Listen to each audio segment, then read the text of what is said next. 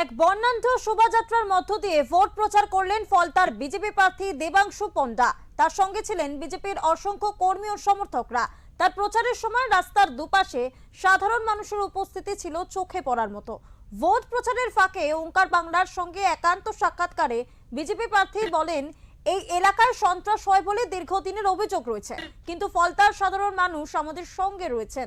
তাই শাসক দল আতঙ্কের পরিবেশ সৃষ্টি করলেও তার জয় নিশ্চিত।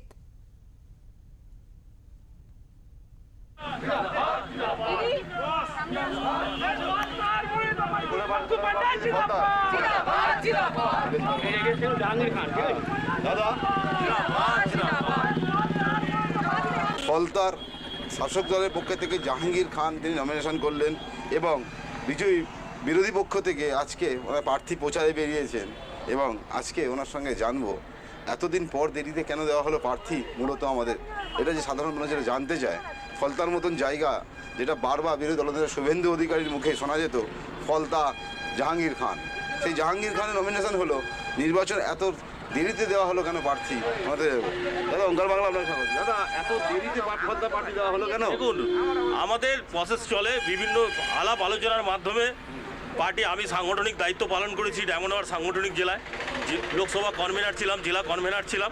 পার্টি আমাকে মনে করেছে, পার্টি আমাকে এখানে টিকিট দিয়েছে এবং প্রতিদ্বন্দ্বিতা করতে পাঠিয়েছে।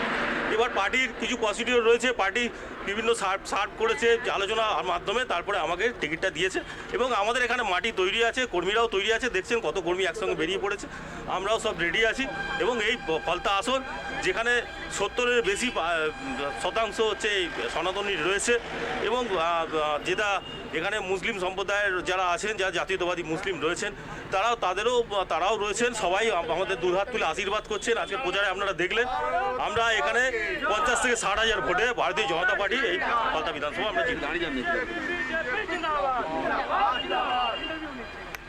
আমরা কেটে যাচ্ছে। বলছি আজকে ফলতার যিনি দায়িত্বে দাঁড়িয়েছেন জাহাঙ্গীর খান, উনি আজ নমিনেশন করে ফেললেন, আপনি কবে করবেন? আমাদের 8 তারিখ নমিনেশন ফাইল হবে। আমাদের পার্টির যা সিদ্ধান্ত রয়েছে 8 তারিখে নমিনেশন ফাইল হবে। আমরা 8 তারিখ নমিনেশন ফাইল করব। এবার কে কবে ফাইল করবে সেটা তাদের ব্যক্তিগত বিষয়। আর এই যে ফলতাতে লোকসভা ভোটেও উঠেছিল গোলযোগের অভিযোগ যে লোকসভা যিনি প্রার্থী ছিলেন ববিদা বা অভিজিৎ দা, তিনি এই পরিপ্রেক্ষিতে মহামান্য আদালতে কেসও করেছিলেন। হ্যাঁ, 2024-এ তো আমরা দেখেছি যে কীভাবে সেলোটেপ মেরে ইভিএমে ভোট করতে দেওয়া হয়নি এবং সেটা ববিদা সেই বিষয়ে হাইকোর্টে মামলাও করেছে, হাইকোর্ট মামলা সেটা অ্যাডমিটও করেছে এবং সেখানে শোকজ জবাব দিতেও হয়েছে। তাই এবার নির্বাচন কমিশন যা পদক্ষেপ নিয়েছে এইসব জিনিস কিছুই হবে না এবং যে সঠিকভাবে নির্বাচন হবে এবং আমরা আশাবাদী। ভারতীয় আপনি তো নিজে আইনের লয়ার, একজন আইনের রক্ষক, তো সেক্ষেত্রে যে সেই মামলা এখনো নিষ্পত্তি হলো না, তারপর আবার ভোট এলো বিধানসভা ভোটে। এবার এটা তো হাইকোর্ট, মহামান্য হাইকোর্টে বিচারাধীন রয়েছে, এই বিষয়ে আমি কিছু বলতে যাচ্ছি না।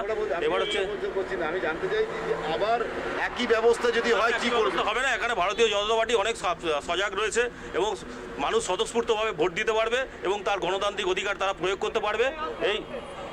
মানে এটা আশা সাধারণ মানুষ করছে এবং করবে। ভারতীয় জনতা পার্টি বদ্ধপরিকর, সাধারণ মানুষ এসে তার গণতান্ত্রিক অধিকার প্রয়োগ করবে, কোনো বাধা আপত্তি কোনো কিছুই হবে না। এবং নির্বাচন কমিশন যেভাবে পদক্ষেপ নিয়েছে, 24-এ সেরকম দেখা যায়নি, কিন্তু 26-এ যেভাবে পদক্ষেপ নিয়েছে তাতে সুষ্ঠু নির্বাচন অবশ্যম্ভব।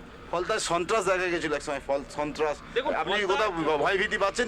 ফলতায় সন্ত্রাস কিছুদিন, সাধারণ মানুষ আমাদের সঙ্গে রয়েছে। এখানে 70 থেকে 72% সনাতনী মানুষ রয়েছে, তারপরে আমাদের মুসলিম ভাইরাও রয়েছে, রাস্তার দুধারে তারা হাত তুলে আশীর্বাদ করছে।